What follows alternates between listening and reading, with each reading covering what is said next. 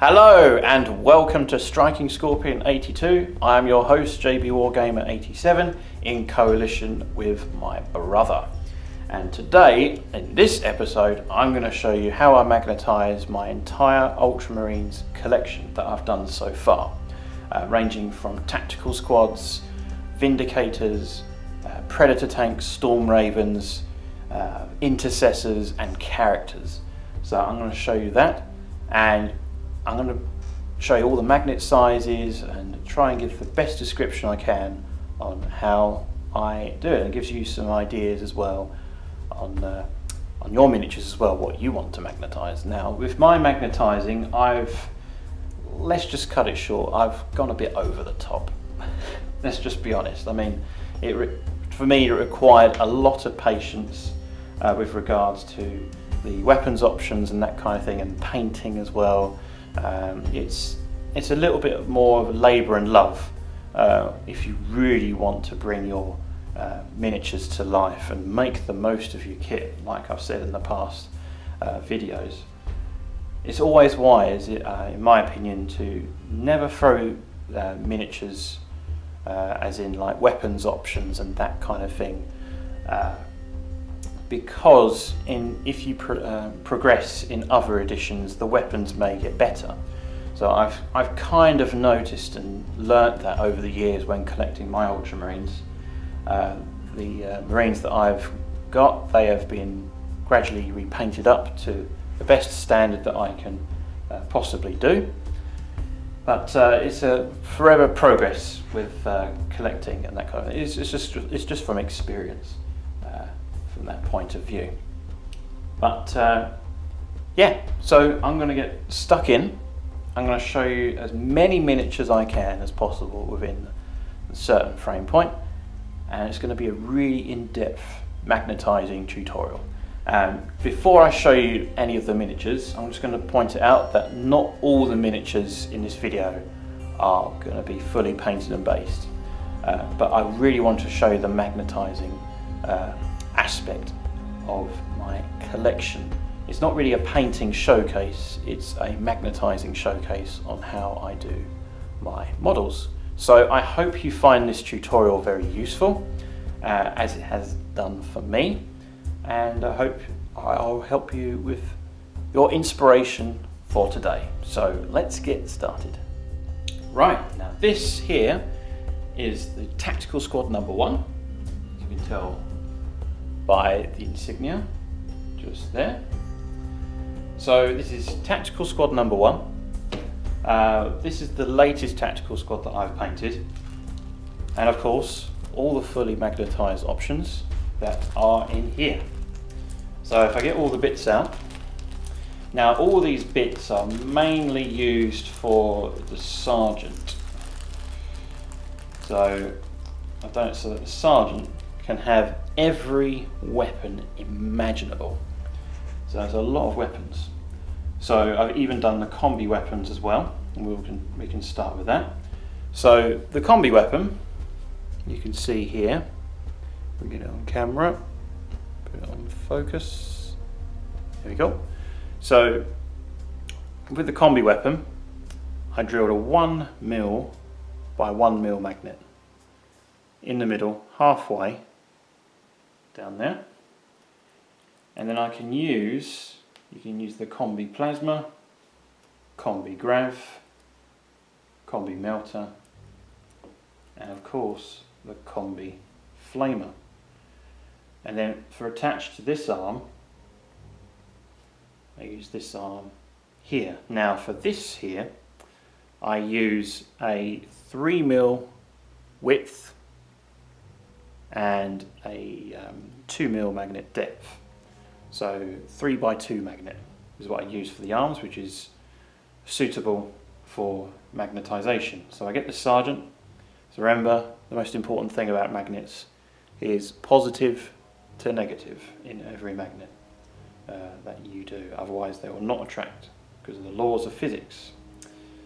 So you apply that to there, and he simply should go in like that. It's a bit fiddly, I do admit, but there you go. You can see there that he's actually got the combi bolter, and then you just put the flamer on top with the 1mm by 1mm magnet, and that goes in there. Actually, what I'll do is I'll do this a little bit better. So basically, you put the gun, you slice it like that, it should slot in nicely. There you go, perfect fit. So then you put him back like that, it goes like that, and there you go. That's him there with the combi flamer. And then you can give him a combi melter. Let's see what it looks like with combi melter. So there you go.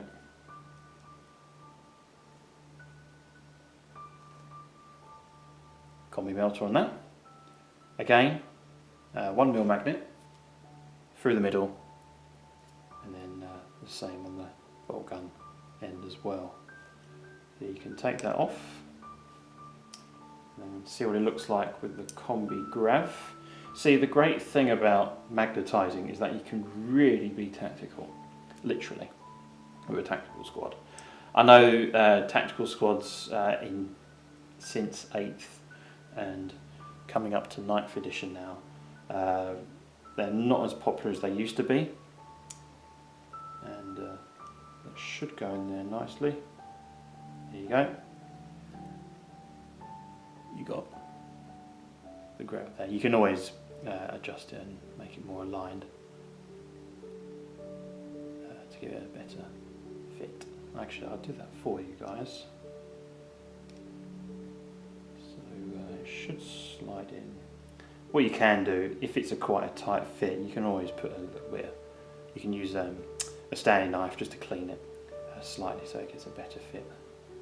But it should go in there like that. That there is the combi plasma for the sergeant. And then for the combi weapon, the last one, we've got the combi grav. It goes in there like that. There you go. So that's the sergeant weapon. The combi weapons are all done, all fully magnetised. And then if you really want to, if you want to go for more, let's go for close combat. Actually, how could we forget the bolt gun? So he's got his own regular bolt gun if you want to go for the cheaper option. So there you go. That's his bolt gun. So you can take that off there. And then let's take them off. This is the great thing about magnetising. You can really pose your miniature actually. So let's go for close combat variant. So then you can give him a chain sword. Oh, again, it can be quite fiddly. You can pose him up however you want. And lift it up like that. Let's turn the chain sword a little bit more. There you go. Look at that. So there you go. You've got a chain sword and bolt pistol. You can take the bolt pistol off. Give him a grav pistol. And you can give him, let's give him a plasma pistol. There you go. Plasma pistol there. Now with all my sergeants for the tactical squads, they've got a spare bolt pistol, a melter bomb, a spare, and an all-spec scanner on all of my sergeants. So I've done that. But in other models, like the later intercessors, regular intercessors can take one. So there you go.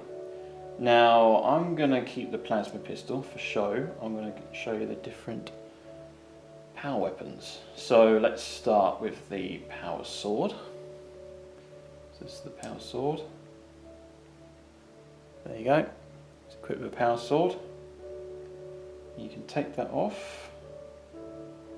And let's give him a power axe. There you go. Equipped with a power axe. Now, the power maul is actually not from the Space Marine box. It's actually from, well, there is Space Marine, but it's from a completely different chapter, and that is the Death Watch. Now, the power maul, I got a whole load of these spare on eBay. So I've managed to get every single power maul that I could possibly get my hands on eBay. So eBay kind of saved me bacon, and for the purposes of magnetizing. So power mauls you can give to your sergeants. So there you go. That's him with the power maul. Now what else have we got to show? We've got to show, oh yes, of course. How can we forget? Be equipped with a thunder hammer. So you can take a thunder hammer if you really wanted to make your sergeants really stand out. Now when I did my army development video, when I read some of the comments, they say that Primaris sergeants can take thunder hammers, and I was thinking, that's a pretty good idea, actually. But it would take a lot of work to get them all drilled and that kind of thing. So what I was thinking of doing was, to save a whole load of time, was don't paint any more weapons, because there's really no point. But just to chop off the arms and that kind of thing on the Primaris only. So if it was, for example, an Intercessor Squad #1, I would have all the weapons options for the Tactical Squad to give to the Intercessors. So I was thinking maybe I could do that to save a lot of time, because with the weapons and that kind of thing, it does take a lot of time when it comes to painting and magnetizing and drilling. So that's that there. So that's an idea that I could do for my Primaris Intercessor Sergeants. And it's a good thing that Games Workshop are doing weapons options now for Intercessors, which is really, really cool. And yes, the other thing I've got to do is I've got to show you something else. If you really wanted to do a cool pose, you can take that off, put a Stormbolter on. Now the Stormbolter is a different magnet, unfortunately. It's opposite sides, so I had to paint another arm. So let's go for this arm here. This should be okay. Is that correct? Oh no, actually, I say that. I think it's this arm. So take this off. And I put that one, and the Stormbolter, there you go. The Stormbolter should fit in there, like that. Now you're thinking, oh no, how's he going to hold the Stormbolter without a hand? Well, I've painted a little hand to solve that problem. So, now with this hand, as it was so small, I used a 1mm by 1mm magnet, and that slides in there like that, so that solves that problem there. And you can give him the fist, you know, get all shaky handy, and you can really go extravagant. Hey you know, come in and, you know, give it a vox chat. So you can really make these poses quite comical. So, so that's that there. Now let's put back the plasma pistol for this next option. So we'll use this arm again. No, not that one. We'll use that one. This is why it's so important to do all the magnets the same, magnetizing, like positive to negative on every arm. Now, when I did these is like one of the first types of miniatures that I was magnetizing for the purposes of collecting Ultramarines and redoing them up. So I was quite new to magnets, but as I've got better at drilling and that kind of thing, and remembering which size is which and which is positive to negative, it's a lot easier to do the magnetising. But to keep on with the video, you can give him, we've got two options left. That's the power fist. So there you go, Sergeant now has got plasma pistol and power fist. You can lift him up for the pose like that, or you can go down. So you can do that. And then of course you can give sergeants lightning claws. So he's got a lightning claw as well, if you really wanted to give him that close combat ability. So there you go, that's the sergeant. Now for the tactical squads, they don't really need magnetising, not at all. So the regular Space Marines, all 7, don't need to be magnetised, that's fine. Now, with the special weapons Marines, now I've done it so that I've painted the miniatures for each pose. So these are not magnetised, but you can magnetise them. And the reason why I did this was because I had spare Marines. That's the only reason why.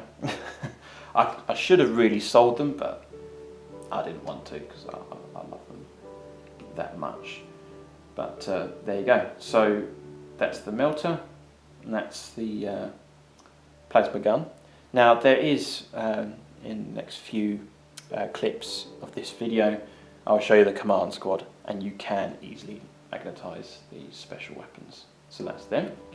Now for the heavy weapons, in my opinion it was quite difficult to magnetise, so I had to paint them miniatures individually. So there is no magnetising required for any of these. You could if you really wanted to, but in my opinion it would be an absolute nightmare to do those types of magnetising. So that is tactical squad number 1. Right, now this here is the assault squad. I've done it so it's assault squad number 7, and I put assault squad number 1 from a sticky label printer that I use to keep a track of which squad is which. Now the good thing about an assault squad, even though they take slightly longer to paint, there's less models to paint, which is good. As in, the reason why it takes longer to paint each individual model is obviously because of the backpack. But there's less models, which is the one good thing. Now, I've done these miniatures as though it's narrative, as you see in the books. I haven't given any of the regular Space Marines eviscerators, because I haven't really seen in illustrations thus far of regular Marines taking an eviscerator. However, the Sergeant does equip himself with an eviscerator. So if I get all of these options out, so here we go. I'll take it out of the polygrip bag. So you've got the Sergeant here, and then he will put on the eviscerator. Now the eviscerator, where is that mighty weapon? Now what I've done here is this is glued down in position with the two arms fixed.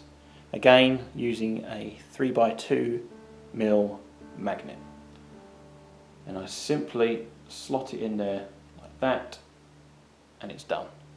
It's as simple as that. Remember the magnets as well, positive to negative, which is very, very important. So there you go. That there is the Sergeant, fully magnetised, of course. There, that's the eviscerator.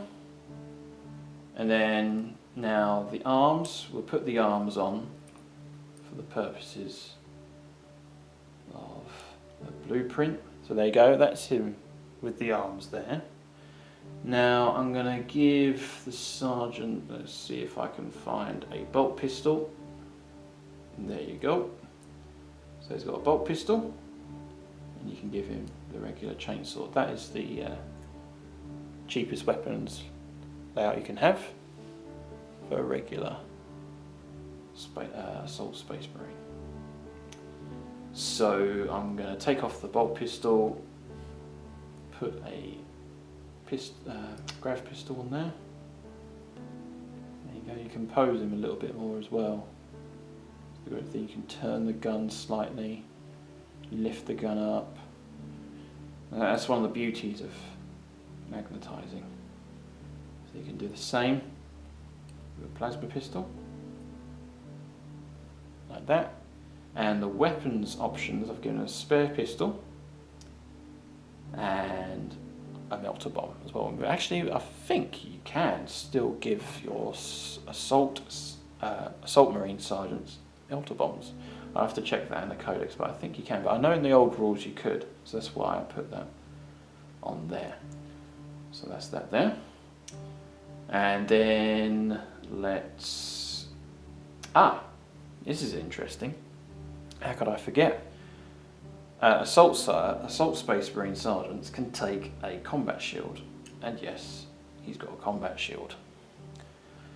So, I mean, the combat shield looks so cool. And that's from the new Assault Squad box. It's not quite, it's about a few years old, but still, it looks really, really cool. So there you go. You can be equipped with a combat shield. And then at the back, if I flip it over, I put a magnet inside there, glued it in position, and then you should be able to see, for example, this grav pistol, which just goes in there like that, and then you can just slot it in there like that. I think it's a brilliant design with the combat shield. Now, the old combat shield from the old Assault Marine box, you couldn't do that, but with this upgrade, with the new kit, or the newer kit, it's very, very useful design work, and full credit to Games Workshop for doing that. So I'm going to keep the combat shield on there. So I'm going to take off the chainsword, and I'm going to put, I'll use the Thunderhammer last, and I'll show you why in just a sec. So there you go, power sword onto that. And then we've got, let's go for a power axe. There you go. Now, power axe, you can really pose him up a bit more. Now, this arm here is slightly gone down like that, so it doesn't matter because you can still give him a cool pose, or you can do it as though he's pointing like that. So there's loads of options you could do. Power maul. There you go. So I'll just equip with a power maul now. And then you can also give him a power fist. There you go. Give him a power fist. Like that. Now the next thing I'm going to do is I'm going to take this off, and I'm going to equip my sergeant with twin lightning claws. Now this came from the Vanguard box set, so spare lightning claws there you can give to your sergeants. So there you go. You can equip him with a single lightning claw or twin lightning claws. So there. And then let's put on this one here. Now this is the storm shield, and that should go, oh, it's the opposite side actually. Okay, it goes like that, and then that there goes like that. There you go. And then furthermore, to finish it off, he has got a storm shield and Thunderhammer. Like that. He's an honoured sergeant of the Ultramarines. So there you go. And then the next part of the video, I'm going to show you all the weapons. Well, actually, let's talk, before we go ahead, we're going to talk about what I've done here with the regular Marines. We're going too far ahead. Let's keep going. So, yeah, a Space Marine here. Now, one of them, it says in the rules that you can equip him with a plasma pistol. which is what I've done. Now this pose was inspired by an illustration that I saw in the 4th edition Space Marine Codex. And I thought what a cool pose that was. So that's really good. The plasma pistol lifted up and the chainsaw high, cutting the Xenos and heretic scum to pieces. And then for every assault squad that I've done, again, I've done it from a narrative point of view. You can magnetize if you really want, but every assault squad can take one flamer, which is what I've done here. So there you go with that one. And then all the rest of them are equipped with bolt pistols and chainswords. So now we're going to look at the Devastator squad options for this tutorial. Right, now this is all the options I can have for my Devastator squad. This is Devastator squad number 9. Before I go ahead, disclaimer straight away, you can't have a 30-man Devastator squad in a unit. This is basically all the weapons options I've done. I've literally got every single option that you can have for a Devastator squad. You can literally have when doing consulting lists and things like that. You can do this from a narrative point of view, or you can do this from a competitive tournament point of view, but you can equip them with every single weapon literally from the codex, as far as I'm aware. So we'll start off with the sergeant, of course, as he is in command. We'll go for the options that he has. So let's get the bag out, and then now you can give him pretty much the similar weapons as with the regular sergeant. Oh, beg your pardon. Just to hand it out, you can't take combat shields for regular sergeants and Devastator sergeants, so that's gone. It's just spare, because you never know, it could be a relic of some kind.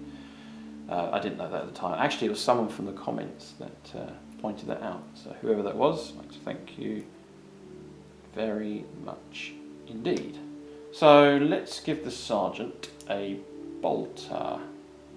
Bolt, bolter, and chainsword. So there you go. Bolter and chainsword option. So there you go. So I can take the bolter off, replace him with like I've been through before. Give him a combi weapon. Make sure it's nice and aligned. There you go. That's pretty cool. So that's that there. And then, let's see. Let's give him... We'll do the power fist a bit later. Ooh, what should we do? Oh, there we go. Bolt pistol. Give him there. Bolt pistol. Grav pistol. Plasma pistol. You can give him a storm bolter. Oh, I'll explain that later on as a hand. So there you go. Give your sergeant. Let's go over here. Sorry, the camera's a bit of an odd angle.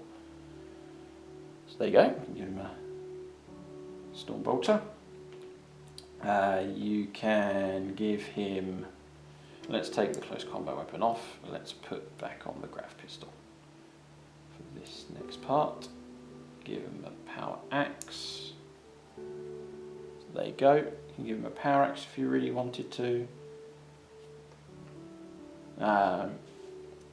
Give him a power sword. There you go. Give him a power sword. You can give him a power maul if you wanted to. You can. It's a bit of an odd pose, but there wasn't an angled one for that one, which is a bit of a shame. But still, you can do options if you really wanted to. If you really want to give him a power maul. What else have we got? Oh yes, how can we forget? So take that off. Give him a power fist.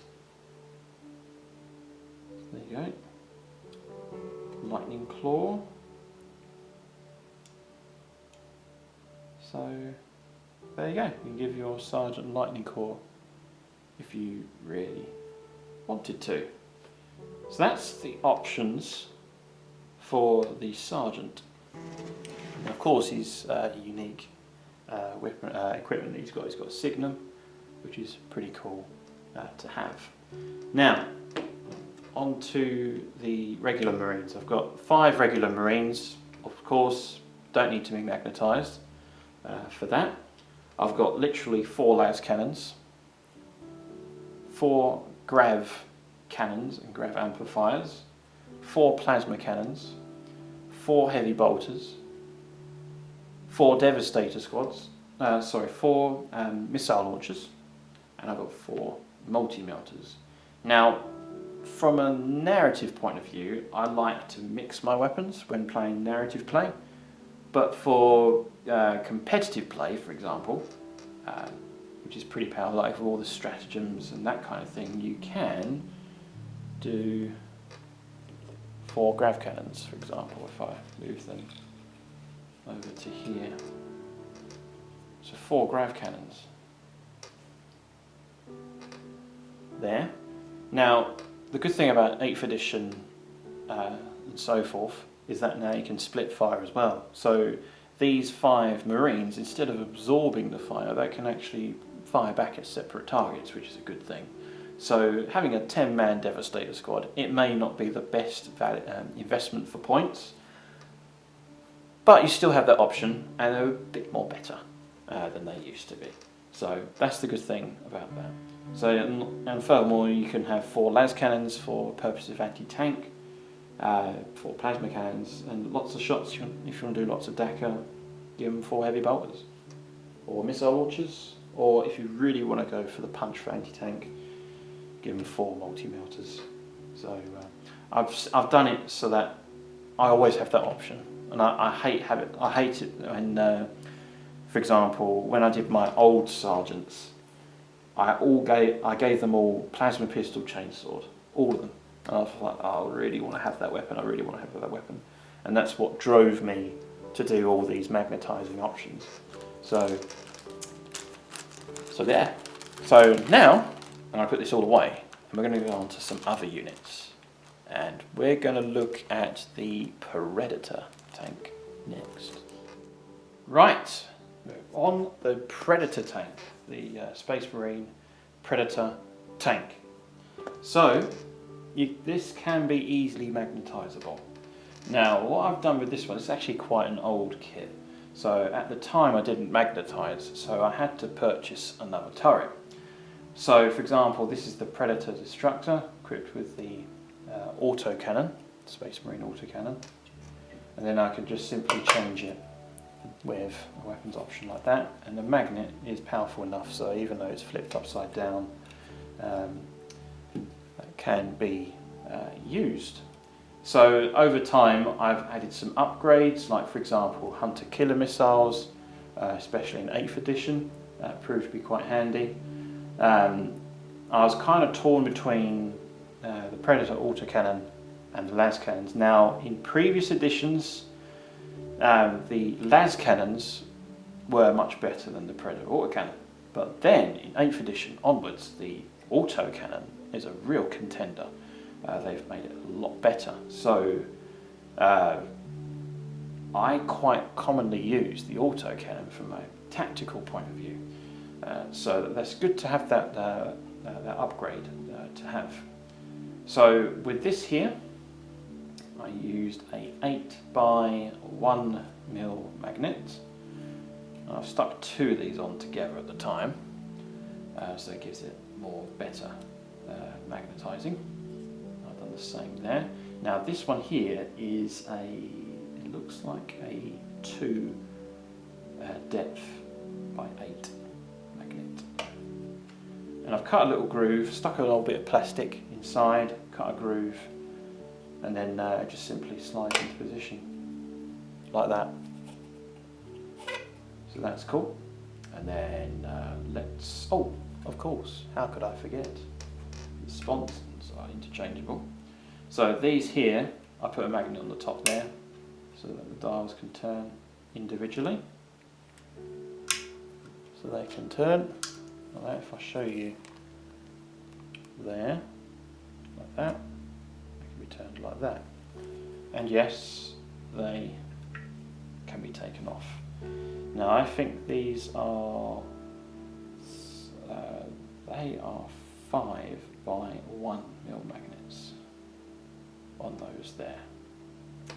So that's that there. So you can easily magnetise like that. And then let's fit some las cannons to make it an annihilator.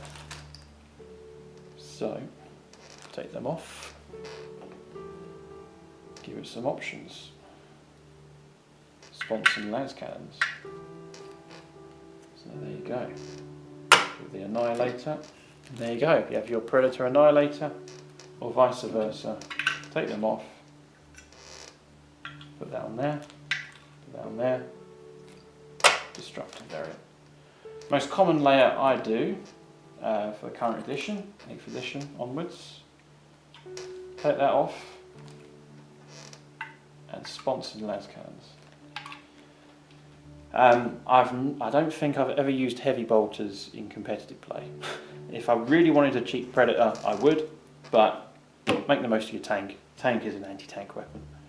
So spawn some las cannons and the predator auto cannon, or you can have the twin las cannon. It's totally up to you. So that is my magnetizing for the predator. And just to clarify before we go ahead, I used a 3x2 magnet for these scanners targeting arrays for that. So there you go. Next I'm going to show you is the Vindicator. So here we are. I have one of my Space Marine Vindicators. Now you're probably thinking, is there really any magnetized options for a Vindicator? Well, there is.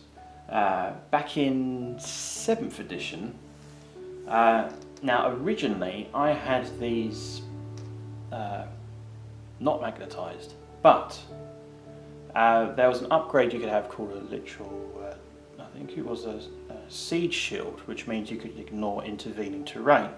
This is back in 7th edition, so this miniature is still quite old, but it's still an amazing kit in my opinion.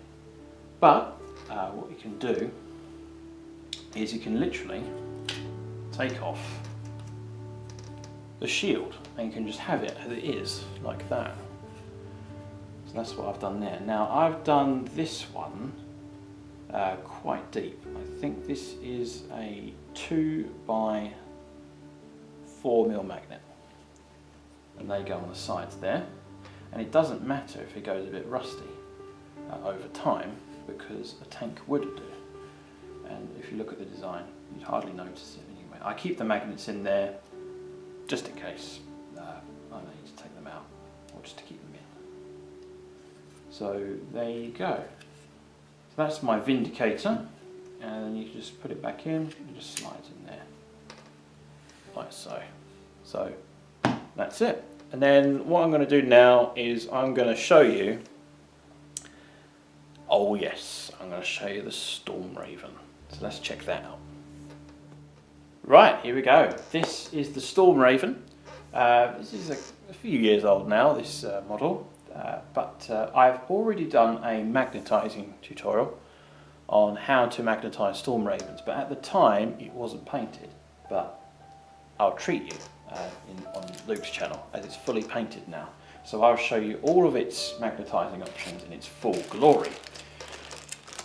So we've got all of these options. Now I used a 1 centimeter by 1 magnet on the side there, and that is designed to fit the doors. Now I've put a 4 mil by 1 mil depth, and I had to cut a groove from inside, make it hollow so that the door fits in nice and snug. If you don't do that, it will like come out too much, So I had to do that for the purpose of fitting it in properly. So if you wanted just a plain door, it will fit in there. It should fit in there nicely. There you go. It fits in there like a glove. You can take that out, and then you can really give it some firepower by giving hurricane bolters. So the hurricane bolters there. Let's do that to the opposite side as well. So there you go, hurricane bolters. This is becoming a painting, well, a showcase video and a magnetizing video with most of these models. So that's that there. And then you can, I may as well just keep them in there. There's no other options. You never know, Forge World may do an upgrade for the Storm Raven with extra weapons. I highly doubt it. Let's see if that goes in properly. There you go. Oh no, you should go in there. You should go in there. Come on, in there. There you go, that's in there now.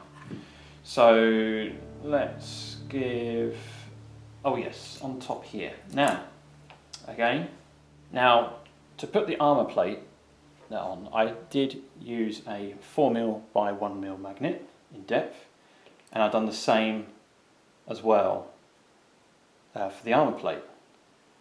And I made sure that they're all properly magnetised. It's very important with this kit to make sure that it's positive to negative. So it should slot in there. Actually, is it go? Oh, here we go. I've done the same, exactly the same on that side as well. So that should slot in there like that. And the good thing about these grooves is that it fits in nice and snug like that. So that's pretty handy to have, and vice versa. So I'm doing this, for example, for the twin-linked assault cannon. It does that there. And again, exactly the same magnets on the turret weapon. And that goes like that. You can level it up, making sure it's nice and straight. So there you go. That's the assault cannon. And then you've got twin plasma cannons. Again, exactly the same. Let's see, this is why setting up battle reports does take a little bit of time, and my brother teases me when sorting out all these options. It's like, James, you take so long setting up. I'm like, oh, I can't help it. I've dug too deep into the hobby. So I've done that, and that should go in there like that. There you go. Twin link plasma cannons. Now, Luke, I hate it when Luke chops the Storm Raven to bits, like for example on the Storm Raven, but not in my collection, not in my collection. Fully magnetised, baby. That's what it's all about. So that's what I'm doing. So, before I go on a little bit of a rant, it's like you see a beautifully painted model, and it's like, oh, I wish I magnetised the model, I wish I magnetised the model. It's just one of those things, whereas for me, I'm like, I don't have that nightmare. You see, I plan ahead. In every edition, you plan ahead. So that's what you do. So there you go, twin link laser cannon. Okay, we'll settle for that. So twin link laser cannon. And then how can we forget? You can have a twin-linked multi-melter. Now, again, exactly the same size magnet, 4mm width by 1mm depth. And that magnet inside there is I think that's a 4.2. Yeah, I think it's a 4.2 because it's a little bit deeper, that one there. So that should snug in there like that, and that snugs in there like that. Let's turn this a little bit more, it's not quite straight. There you go. So let's put that in there, and let's put that in there like that. Should look nice and level. There you go. That there is the twin multi-melter. So we'll take these two weapons off. and we'll do a twin linked heavy bolter. Again, exactly the same magnets. So that one goes on that side. And I'm actually quite glad that I did it so that that one there doesn't attract properly, because you know it's the right way to put it. So that's that side, and then that's that side. So you can have a twin heavy bolter. And that should fit in there nice and snug, like that. There you go, that's the twin heavy bolter. And last but not least, we have a Typhoon missile launcher. Now with this one here, obviously you have to make sure it's nice and level. And I put a 2 by, I think it's actually, yeah, that's a 2 by 2 magnet on there. That's quite interesting. So there's a 2 by 2 magnet on the back there. And that's good magnetization. And it's very, very important that you get the magnetizing correct, like positive to negative. So there you go. That's all the weapons options for the Storm Raven. And the next we're going to look at is the Dreadnoughts. Right, this is all my weapons options for the Dreadnought. There is actually no magnets in this. It's just simply a showcase, little showcase of my Dreadnought. Now this is actually, would you believe it, this is the 3rd ever Ultramarine model I painted. So this is actually quite an old paint scheme, but I have repainted it once, maybe twice before, over the top over the years. So like for example the basing on here, this would be quite old. This is back in 2005, 2006, so it's quite an old model, fortunately, but it's 40k.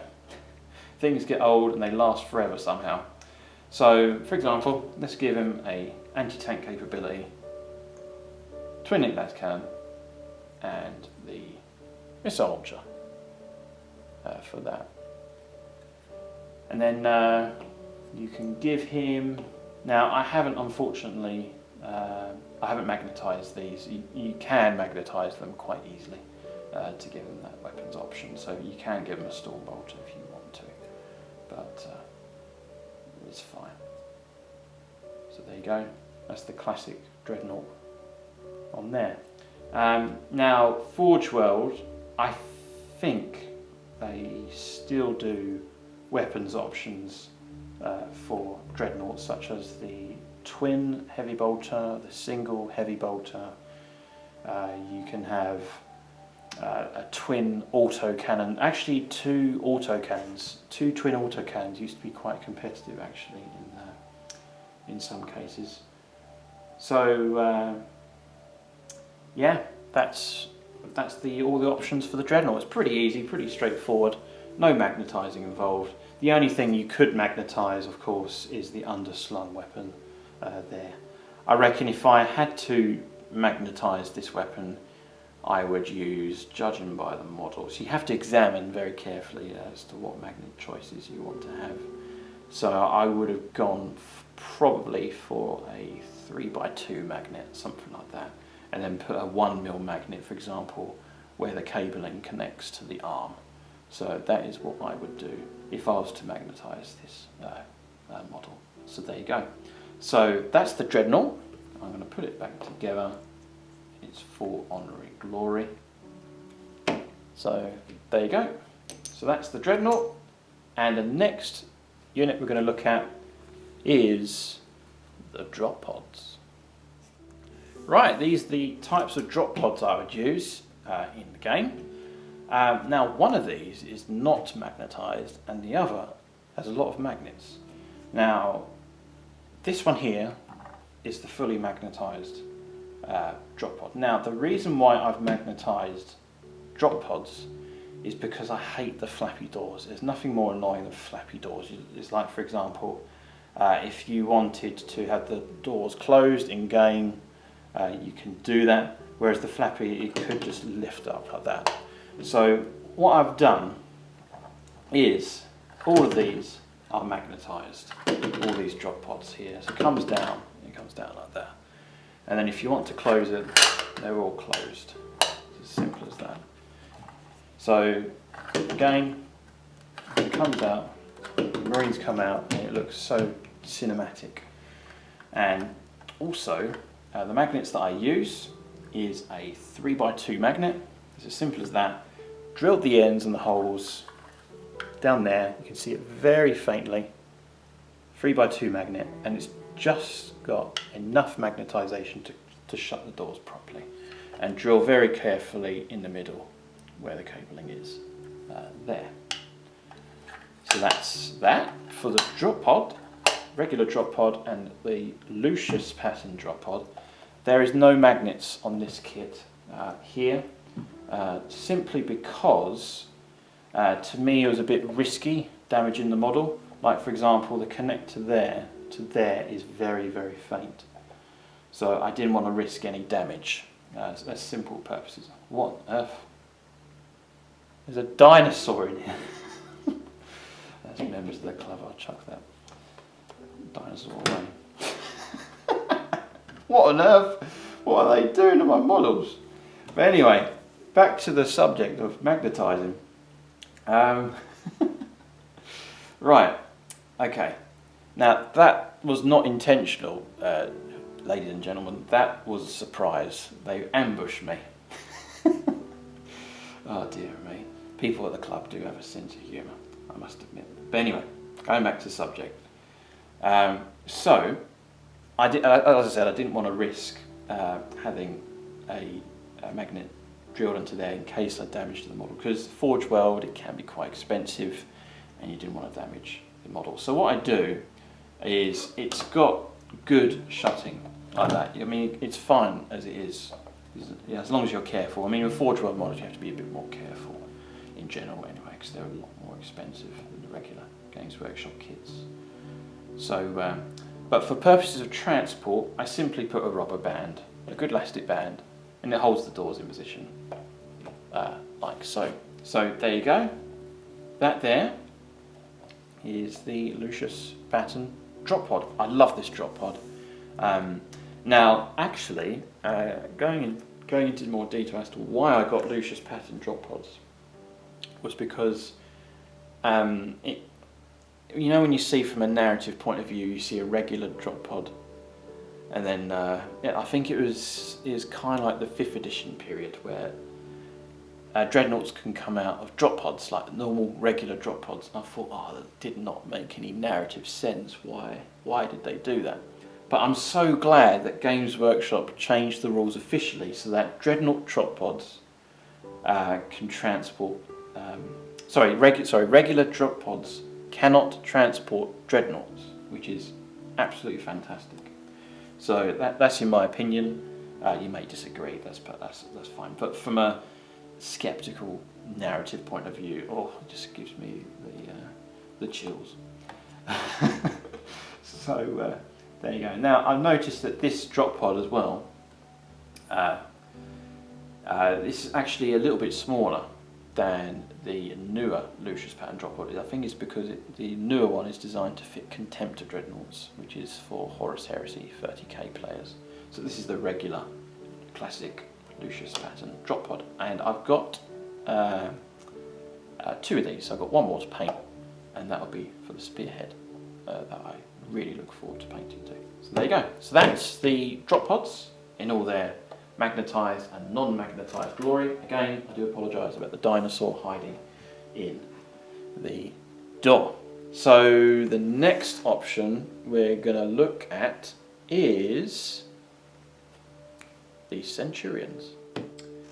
Right, these are all the Centurions that I've got. Unfortunately, they're not painted yet, but I've done all the magnetising, so it's good enough for this video, for its full magnetising potential. Now, let's just put this straight. This unit here is probably the most challenging magnetising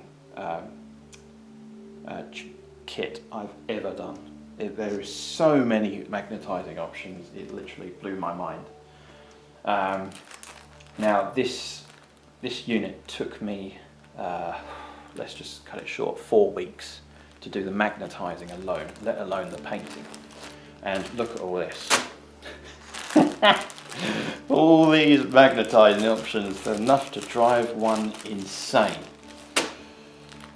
or in 40k language, peril. So let's go for number 2. Number 2, is there a number 2? Fortunately, these are all numbered. Now I put numbers underneath here so you won't get confused as to which Marine can be equipped with certain types of weapons. So there you go. So it's this regular Marine here. Actually, it's a little bit scuffy, that one. This one looks... which one looks clean? We'll go for this one here. This one's number 6. Let's find number 6, number 4, number 5, number 1. Yeah, here we go. So this is number 6. Now, there were a few comments on my magnetizing video saying it's a bit out of focus in my last video. So hopefully this video will be a bit more better. It's a little bit of a better camera because I filmed it with my old camera and it didn't have a focus, would you believe? Now, this is for 1 Centurion, all of this. So I'm so glad that I'm only going to do 6. So let's get these out. So, I've done every magnetizable option you can possibly do for a Centurion. Even the shoulder pads. Now, I'll explain that a bit later on as we speak. So, the first thing I would do to magnetize is this here looks like a 3x2 magnet, and that slots in to position like that. It fits quite nicely actually. So there you go. So that fits in there. Now the first thing you do is obviously you fit the weapons. Actually, let's move these miniatures back a bit more so you get more of a central position. So there you go. So let's form a crowd. There you go. Come on, brother, tell us how it's done. Tell us how it's done. Come on, people. There you go. Right, enough. So let's have a look at this. So you can equip your Centurion with Hurricane Bolter, and that fits in there really nice actually.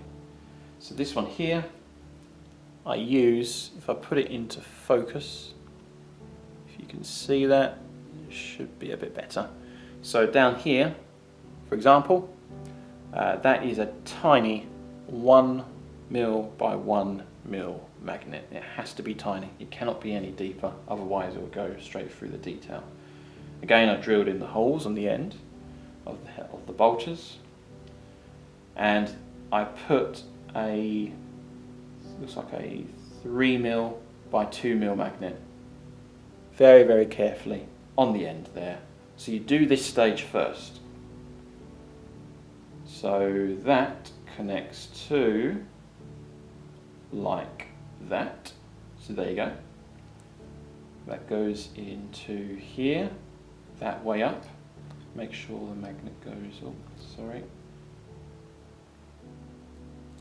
Let's see if it fits in there. It should fit in there. Is that the correct way? Oh, maybe it's that way. There you go. That fits in there like that. And then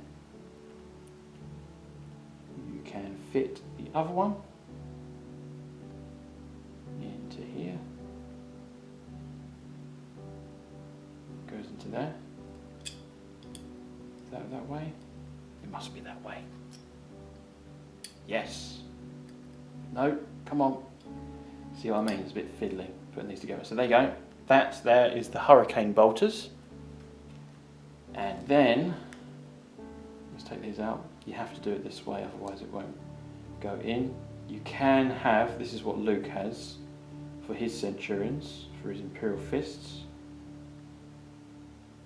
That does fit in there nice and snug. Like that. There you go. And then the other one vice versa. Should go in there like that. Perfect. So there you go. That's the Typhoon missile launcher. they can have. So there you go, that's come out there. You have to have a pin to get this out. This is just judging by memory. I haven't got this kit out for some time. So you will need a pin to take that one out, because this one can be very, very fiddly. For there, or you can use a pen. That should go in there like that. It should come out somehow.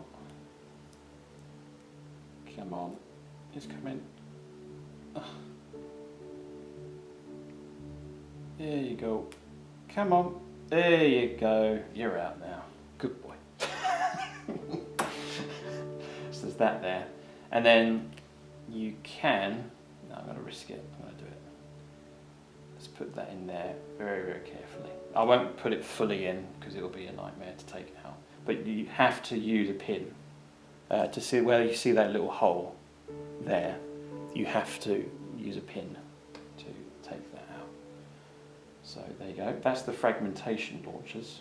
So what I'll do for the purposes of this tutorial, I'll put the hurricane bolters back. I know that assault Centurions can't take heavy the hurricane bolters, but for tutorial purposes it doesn't really matter. So that should go the right way. There you go. That's the correct way. That goes in there like that. So what we'll do is put this back into here. Now you know why it took me 4 weeks to do these. So there you go. That goes in there like that. Perfect. So I'll put these back because you don't want any of these pieces lost. And make sure it's sealed with a good poly grip back. Goes like that. So now let's get the other weapons out. This is where things get a little bit crazy. So let's put him into the centre for you to see. Now, we've got here all the weapons options and shoulder pads for this kit. So just getting these options out. There you go. So that's that there. These are the I don't know what they're called actually, I've forgotten. You may have to leave a comment below. I think they're siege, that's it, they're called siege drills. There you go, answer my own question. Siege drills, they're awesome, brilliant weapon they are. So there you go, heavy bolters, twin las cannon, you've even got the melter and flamer options in here, and grav cannon and grav amplifier. So there you go, and that's magnetised this model into position. So let's go for the assault variant first. So all of these poses are numbered, so you will not get confused so long as they go in the correct bag. So you always double check with the number. So I'll put, for example, number 6, and I know that this is number 6 because the number 6 underneath this base. So I do that, and I highly recommend that you do that, otherwise you will get lost, because there's different poses for the arms and that kind of thing. It's going to be a nightmare. So let's do this. So if you look underneath here, I have put a 3x2 magnet on the side there. Let's put that into focus. Here we go. There you go. Now I've done the same. I've done on here as well. You can use a 2 mil magnet. Now furthermore, I think I put 3 2x2 magnets drilled inside, so therefore it's got a really good strong connection to do that, and it's the same for here as well. So let's put this together. So this one here goes on this arm like that, and as you can see there, it connects really nicely into position. That goes in there like that. That should go in. See, it's not 100% perfect, but it's better than nothing. Because the kit is it's very, very fiddly to do the magnetizing. I'll do the same for the other arm. So there you go. That's the siege drills on there. And if we wanted to give them, let's go for melters. So there you go. Give them twin melter guns. So there you go. Give them twin melter guns. Or if not, again then, you can, let's just put that back, make sure it's nice and aligned. Yeah, this kit here was very, very tricky to do at the time. So I just give that a nice clean. So I'll just put that back like that. And then let's put this right here. Then let's have a look at the flamers, see how they look like. So that looks like that. And that looks like that. So there you go. That's the Assault Centurion. And how can we forget? Now, why have I got spare shoulder pads? This is simply because for the appliance of transfers. Now, the Assault Centurions have the assault symbol, and the Devastators have the Devastator symbol. That's the simple reason why I got spare shoulder pads. So, what we'll do is we'll put that, I think this one goes on this way. There you go. And there you see the Centurion really comes to life. Like that. So, there you go. That there is all the weapons options for the Assault Centurion. Now the next type of Centurion is the Devastator Centurion. So I'm going to keep the shoulder pads and the Hurricane bolters onto there. And now the heavy bolter, I believe, was the easiest to fit. And that should fit in there nice and snug. Yeah, it's a bit better. Put that there. So you can have a heavy bolter, or twin heavy bolter. See what I mean about how better it fits. Goes into there. Again, exactly the same magnets. Now this one, I think I only put a couple of magnets into there, just to make sure it's a good grip. Like that. So there you go. That there is if you want to have heavy bolters. And then you've got, this is Luke's configuration, a twin las cannon. It goes in there like that. There you go.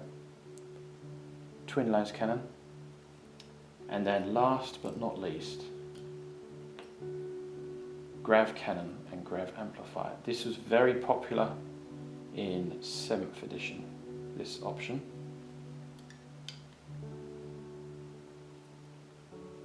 And it's actually really good for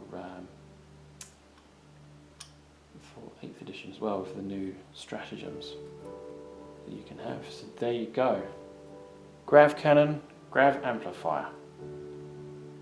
Options there. So that is the Centurion squad. Now, I've got 6 Centurions, and I've done the standard poses on all the models. So you got the sergeant here. Oh yes, yes. I've just remembered. Now I'm going to put these back. Put these back as quickly as I can. And there's a reason behind my madness.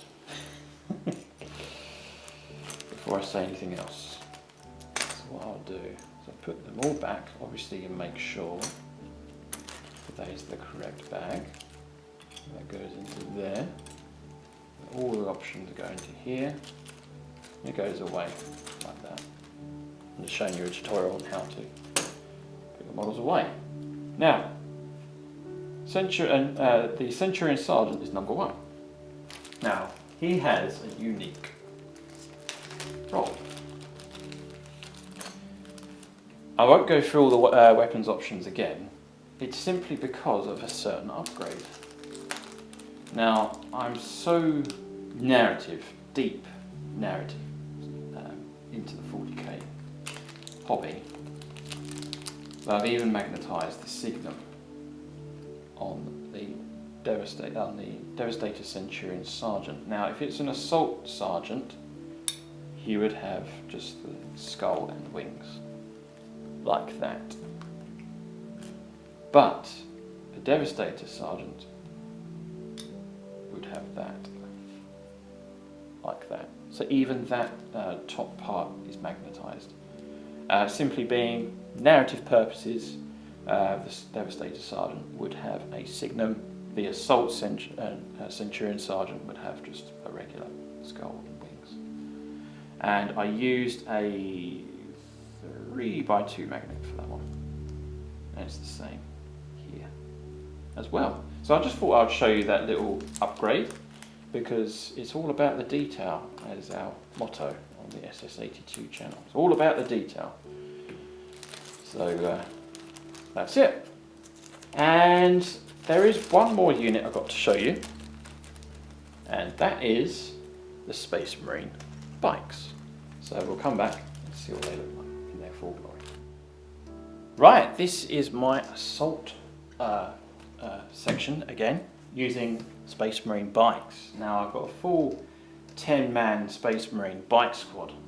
For the purpose of the narrative, I have 8 regular bikes and 1 attack bike. Starting off with Sergeant, of course. He hasn't got as many options, so it's pretty easy to do all the options for him. So he's basically got Power Sword, Power Axe, Power Maul, Thunder Hammer, and of course the Chain Sword. So if you can see that down there, so that's his weapons options. Now I'll move these back for you. Sorry about the camera angle, you should see that, there you go. So that there is all the magnetised options for the Sergeant. Now this Sergeant here is the old lead Sergeant. I don't think you can get him anymore, but there you go. So you can give him, now originally he came with I think it was a Power Sword, I'm not sure. It may be just a chain, I think it was just a regular chain sword. But anyway, he's got no, I think he's got a Power Sword. Yes, he did, that's correct. I've just remembered. So he did have a Power Sword, but I've given him a new Power Sword for there. So he's got his old weapon back. It's slightly different design, but not that it matters. So I've always wanted to magnetise him. And I've done the Chain Sword as well. You can lift it up a bit more like that. And then you can give him a Power Axe. Give him a Power Axe if you wanted to. And then you can give him a Power Maul from the Death Watch box set. And then of course you can give him a Thunder Hammer. Into here. There you go. You can even be equipped with a Thunder Hammer. I thought I'd paint him up so you can have every option available. I haven't gone for any pistols or anything like that. And of course I haven't gone for a Power Fist because to me it doesn't look right, and maybe the Sergeant would accidentally crush the steering wheel. So I've simply done it like that. And furthermore, this is actually lead. The body part is actually lead. There's an old model there. So these are just the regular bikes, like that. And then I'll show you another one here.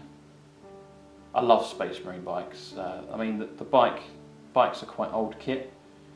I remember them coming out in the late 90s, but they revamped them slightly in later moulds. So I've done that, all numbered up there.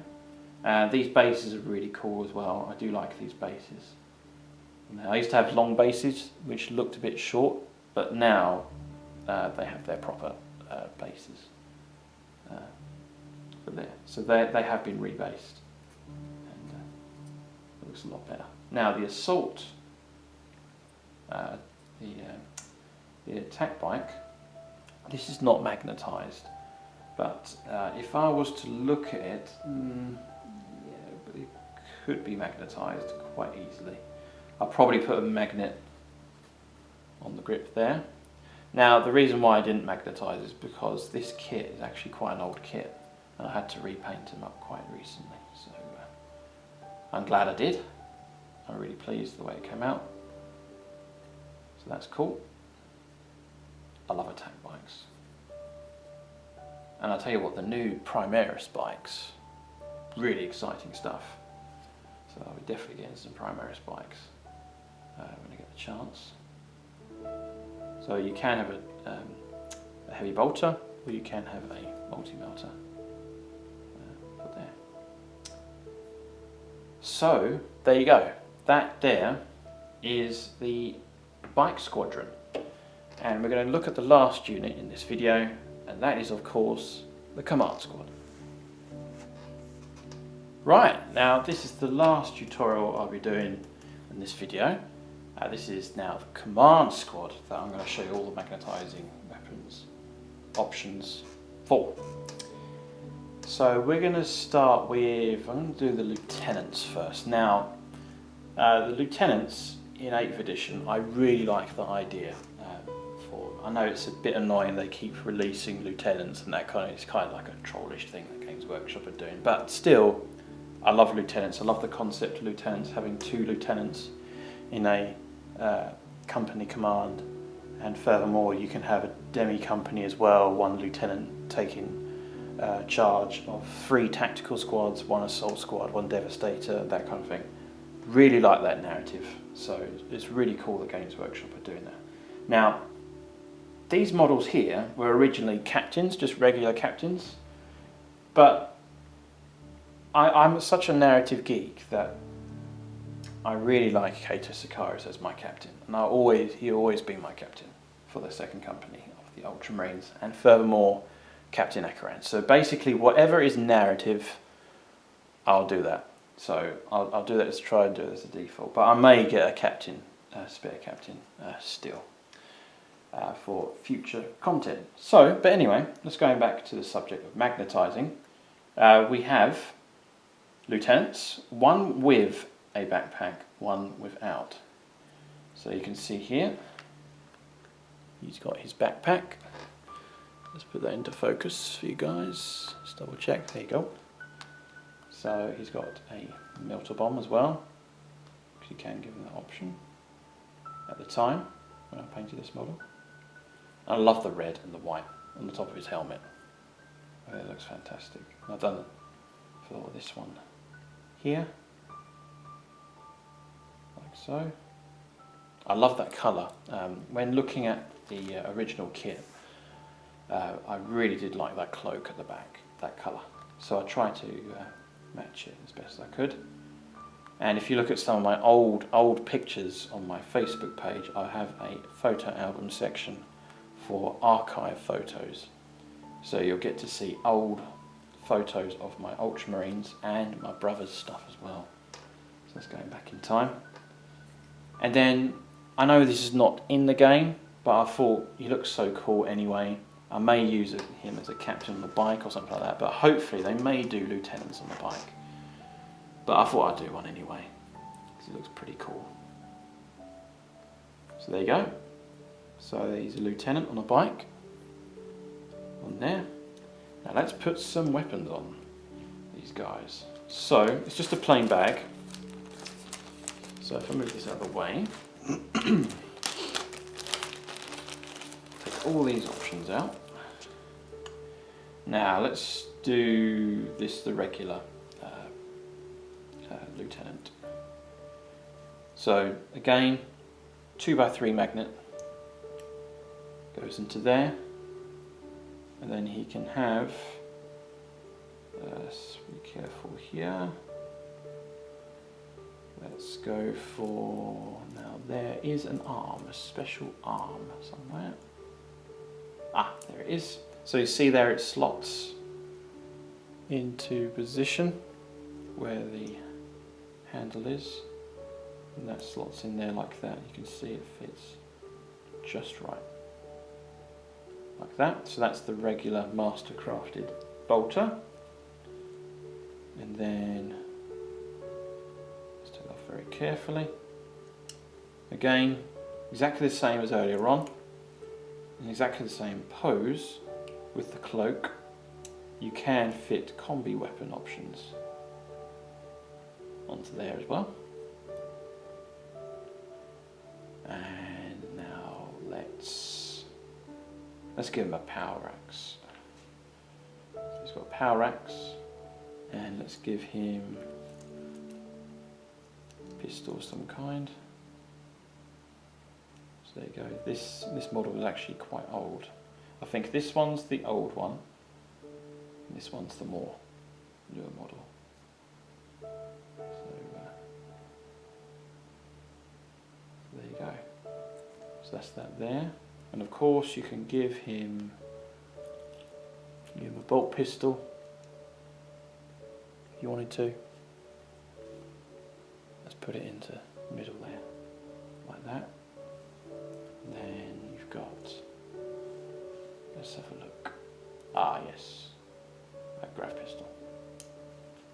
There you go, grav pistol. You can take that there. And then we've got, oh, what else have we got? We've got Storm Bolter. So you can give a Storm Bolter. There you go. That there. And that's all the combi options there. And then you've got, now with this power sword pose, if I show you, that's actually stuck on. That arm is actually literally stuck on. So I just painted it all together. I just like that pose. That's why I did it. Purely from a subjective point of view. So there you go. You can be equipped with a power maul, of course.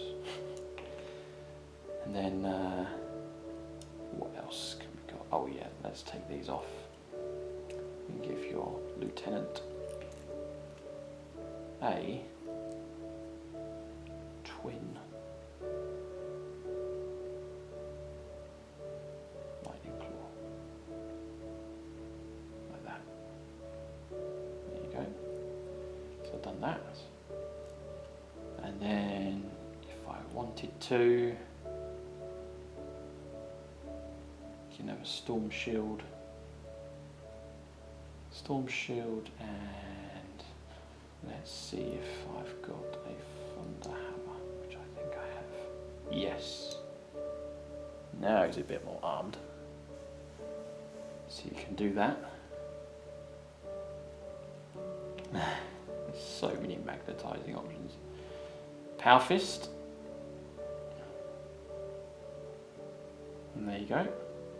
You can have the original, there is in this kit the exactly same pose of the power fist, but it's the same fist pose, but then you can have the lightning claw. There's that option as well, just a single lightning claw. But I've gone for 2 lightning claws from the Vanguard veteran squad.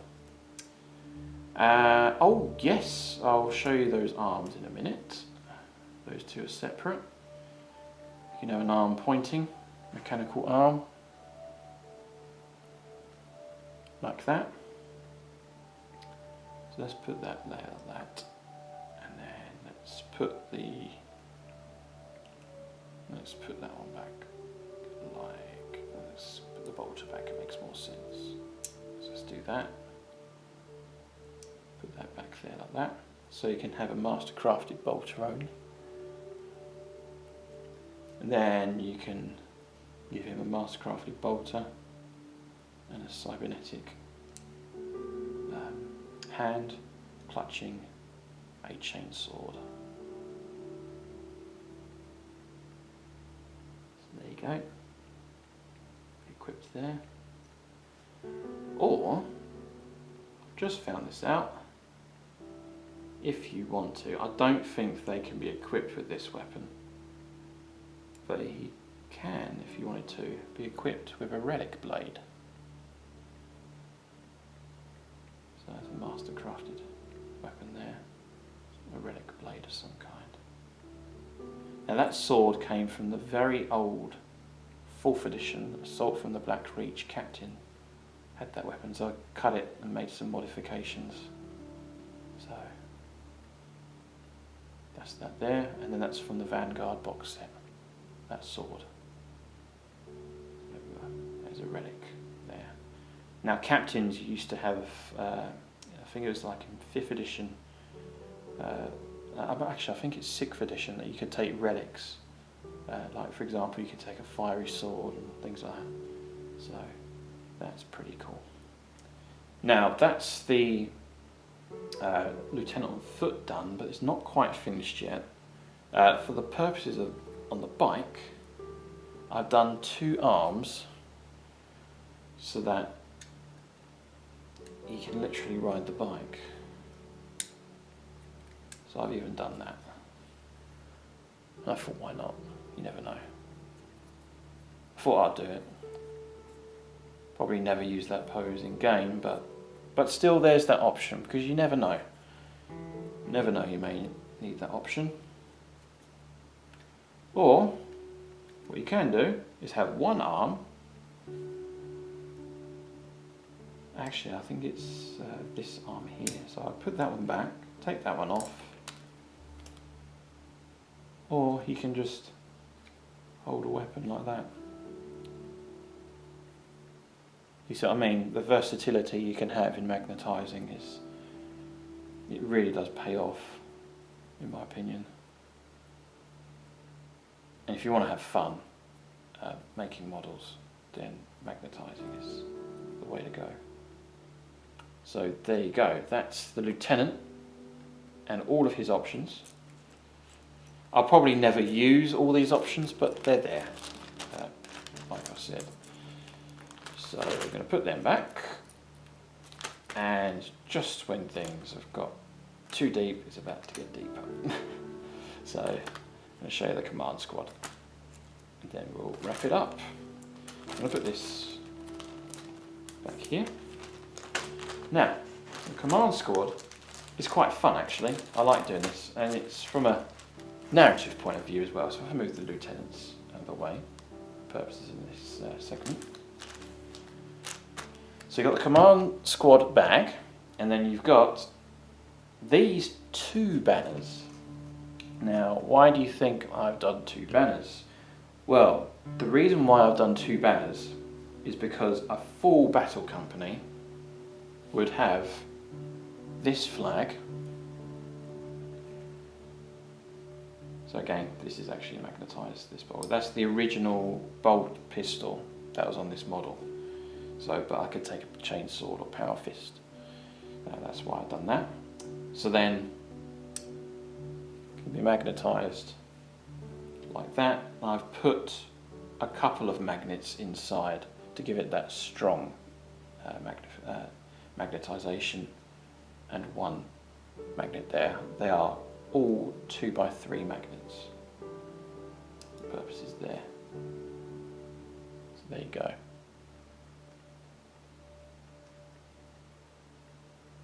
In all his glory. So that there is the company banner. So this would be Cato Sikaris' banner for the narrative purposes, or just as the Space Marine captain, or even Captain Akaran. So that's his banner. And then for a demi company, I'll use this banner. This is a demi company banner. So I've really I've gone quite deep in the narrative with this model. And it's a lovely model actually, the Space Marine Ancient. Really cool model. It's an excellent model. So this flag here would be quite old, years old, and the one thing that I really want Games Workshop to do, I say this now, is to bring back the transfer sheet. They really need to bring back the original transfer sheet with all the company numbers. It's a shame that they've got rid of that, but fortunately, I got these transfers on time. So originally I cut a segment from the Sacred Codex of the 4th edition Codex, cut that sacred banner and applied it onto this kit. But when the transfer sheet came out, I thought, do you know what, I want to take it off and replace it with the proper thing. So I got the proper transfer on there. So I've done that. It's exactly the same with this one here as well, with that banner there. So that's the banners for the Ancient. And then next, I may as well show you the Apothecary. There. Now originally this Marine was blue, and it took quite some time to paint over the top with white. It's not too bad, it came out okay, despite the repaint. So he looks cool, an excellent model. So I'll do that from a narrative point of view. Originally he was blue, I didn't really like, I wanted it so that he would stand out. So that's one of the reasons why I've done the Apothecary in those colours. I'll show you the company champion. Company champion with his red helm. Again, with the bolt pistol and combat shield. That's not magnetizable. That's actually integrated into the shield and the gun. Is that there? Now, is that the original? Oh no, that's right. I had to cut off the old head on that one and replace it with the new company champion head for this model. So I've done that model there, and I put an Ultramarines symbol on the top because it looks really cool, makes it stand out, and redone the cloak as well. Lovely model, really nice. So that's that. Originally I had a gold helmet on there, but I think gold represents the Honour Guard and that kind of thing, so that's why I've done that.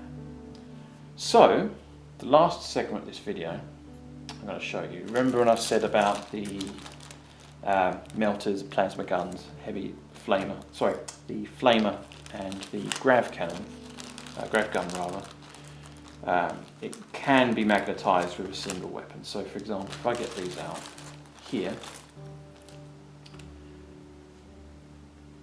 you've got the grav gun which slots into there like that. You can see there, it easily comes out.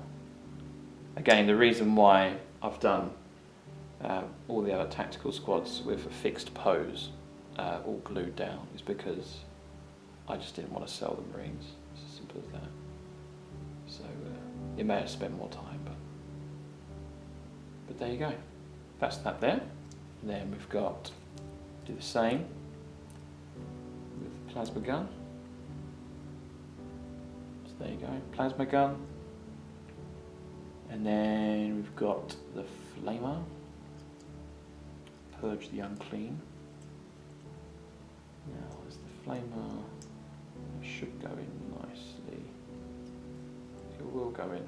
He's been there before. Actually, it's quite difficult. Oh, it should go in. It should go in somehow. There you go. That's in. It takes a bit of adjusting, but it can be done.